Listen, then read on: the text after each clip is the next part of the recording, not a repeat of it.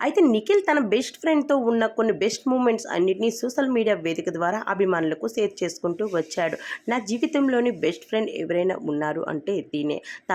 తను నేను ఒక టామ్ అండ్ జెర్రీ లాంటోళ్ళం. నేను ఒకటి చెప్తే తను ఒకటి చెప్తుంది. ఎవరికి ఎవరు కూడా కాంప్రమైజ్ అవ్వము. అసలు మా ఇద్దరి మధ్య మంచి బాండింగే ఉంది. అలానే మేమిద్దరం బెస్ట్ ఫ్రెండ్స్ అంటూ కూడా చెప్పుకొచ్చేశాడు.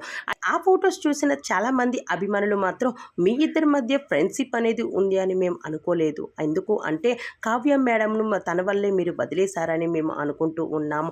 అసలు మీరంత క్లోజ్గా ఆ అమ్మాయితో మూవ్ అవ్వడం మాకు ఏమాత్రం కూడా నచ్చలేదు. చూసిన వాళ్ళు ఏమైనా అనుకుంటారని కొంచెం అనేది లేదా మీకు ఎవరు చూసినా కూడా మీ ఇద్దరు కావ్య మేడం మీరు అలా ఉంటే బాగుంటుంది. వేరే వ్యక్తి వచ్చి అలా మీతో ఉండడంతో ఎవరికి కూడా నచ్చడం లేదు. మరి ఎవరు చూసినా కూడా తప్పుగానే అర్థం చేసుకుంటారు. కావ్య మేడం ఉన్న ప్లేస్లో మరో అమ్మాయి వచ్చింది అనుకుంటారు అంటూ చెప్పుకొచ్చేశారు.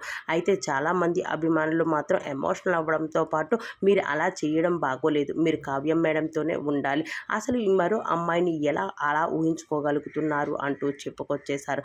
మరి వీరిద్దరి మధ్యలో జరిగేది ఏం జరుగుతుందన్నది, అలానే నిఖిల్ ఇప్పుడు ఏం చేస్తున్నాడు అన్నది మనం నెక్స్ట్ వీడియో చూసేద్దాం.